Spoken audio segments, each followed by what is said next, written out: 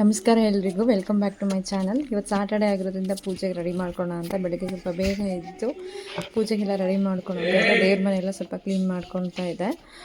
ದೇವ್ರ ಮನೆಯೆಲ್ಲ ಕ್ಲೀನ್ ಮಾಡಿಕೊಂಡು ದೇವ್ರ ಸಾಮಾನೆಲ್ಲ ನಮ್ಮದು ರಂಗನಾಥ ಸ್ವಾಮಿ ಆಗಿರೋದ್ರಿಂದ ಮನೆ ದೇವ್ರ ಮನೆಯೆಲ್ಲ ಕ್ಲೀನ್ ಮಾಡಿಕೊಂಡು ಸ್ವಲ್ಪ ದೇವ್ರ ಸಾಮಾನೆಲ್ಲ ತೊಳೆದಿಟ್ಕೊಂಡು ಪೂಜೆ ಮಾಡ್ಕೊತೀವಿ ಸಾಟರ್ಡೆ.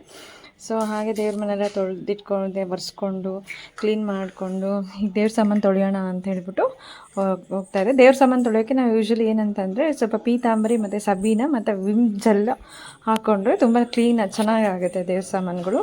ಹಾಗಾಗಿ ಅದನ್ನು ನಾವು ಯೂಸ್ ಮಾಡಿಕೊಂಡು ದೇವ್ರ ಸಾಮಾನುಗಳನ್ನ ತೊಳಿತೀವಿ ಯಾವಾಗಲೂ. ಇದಾದ ನಂತರ ದೇವ್ರ ಸಾಮಾನುಗಳೆಲ್ಲ ನೀಟಾಗಿ ತೊಳೆದಿಟ್ಕೊಂಡು ದೇವ್ರ ಮನೆಗೆಲ್ಲ ಹೂವು ಮುಡಿಸ್ಕೊಂಡು ಕುಂಕುಮ ನಾಮ ಎಲ್ಲ ಹಚ್ಕೊಂಡು ಪೂಜೆಗೆ ಅಂತ ರೆಡಿ ಮಾಡ್ಕೊಂಡ್ವಿ. ಹಾಗೆ ಎಲ್ಲ ನಾನು ರೆಡಿ ಮಾಡಿಕೊಟ್ಟಾದ್ಮೇಲೆ ನಮ್ಮ ಹಸ್ಬೆಂಡು ಪೂಜೆ ಕೂಡ ಮಾಡಿದ್ದು ಸಾಟರ್ಡೆ ಆಗಿರೋದ್ರಿಂದ.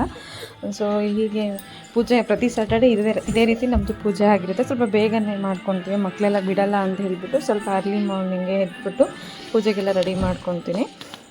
ಇದಾಗಿತ್ತು ಪೂಜೆ. ಇವತ್ತು ಸ್ಯಾಟರ್ಡೆ ಪೂಜೆ ಅದು ಏನೋ ಒಂಥರ ಬೆಳಗ್ಗೆನೇ ಪೂಜೆ ಆಗಿಬಿಟ್ರೆ ಸಮಾಧಾನ ಆಗುತ್ತೆ. ಅದರಲ್ಲೂ ಈ ಥರ ವಾರಗಳು ಇದ್ದಿದ್ದಿನ ಸ್ವಲ್ಪ ಬೇಗ ಪೂಜೆ ಆಯಿತು ಅಂದರೆ ಮನಸ್ಸಿಗೂ ಏನೋ ಒಂಥರ ನೆಮ್ಮದಿ, ಪಾಸಿಟಿವ್ ಎನರ್ಜಿ ಇರುತ್ತೆ ದಿನಪೂರ್ತಿ. ಹಾಗಾಗಿ ಸಾಟರ್ಡೆ ಯೂಶ್ವಲಿ ಅರ್ಲಿ ಮಾರ್ನಿಂಗ್ ಬೇಗನೆ ಮಾಡ್ಕೊಂಡ್ಬಿಡ್ತೀವಿ ಪೂಜೆ. ನೆಕ್ಸ್ಟ್ ಮಕ್ಕಳೆಲ್ಲ ಎದ್ಬಿಟ್ರೆ ಬಿಡಲ್ಲ ಅಂತ ಹೇಳಿಬಿಟ್ಟು ನೆಕ್ಸ್ಟು ಪೂಜೆ ಎಲ್ಲ ಆದಮೇಲೆ ನನ್ನ ಮಕ್ಕಳು ಸ್ವಲ್ಪ ಅವರೆಲ್ಲ ಇವತ್ತು ಸಾಟರ್ಡೆ ಆಗೋದ್ರಿಂದ ನನ್ನ ಮಗ ಪುನರ್ಗೆ ಸ್ಕೂಲ್ ಇರಲಿಲ್ಲ. ಹಾಗಾಗಿ ಸ್ವಲ್ಪ ಆಟ ಆಡಿಕೊಂಡು ಹಾಗೆ ಫ್ಯಾಮಿಲಿ ಜೊತೆ ಟೈಮ್ ಸ್ಪೆಂಡ್ ಮಾಡ್ತಾಯಿದ್ವಿ. ಅವರು ಕೂತ್ಕೊಂಡು ನಾವು ಟಿ ವಿ ನೋಡ್ತಾಯಿದ್ವಿ, ಅವರು ಅಣ್ಣ ತಮ್ಮ ಸೇರಿಕೊಂಡು ಆಟ ಆಡಿಕೊಂಡು ಡ್ಯಾನ್ಸ್ ಮಾಡಿಕೊಂಡು ಇದ್ದರು. ಈ ರೀತಿಯಾಗಿ ಪೂಜೆ ಮಾಡ್ಕೊತೀವಿ ನಾವು. ನೆಕ್ಸ್ಟು ತಿಂಡಿಗೆ ಅಂತ ಹೇಳಿ ದೋಸೆ ಮಾಡ್ಕೊಂಡಿದ್ವಿ ಇವತ್ತು. ದೋಸೆ ತಿಂಡಿ ಎಲ್ಲ ತಿಂದ್ಕೊಂಡು ಸ್ವಲ್ಪ ಎಲ್ಲ ನನ್ನ ಚಾನಲ್ಗೆ ಸಬ್ಸ್ಕ್ರೈಬ್ ಆಗಿ ಟಿ ವಿ ನೋಡ್ಕೊಂಡು ಮಾಡಿ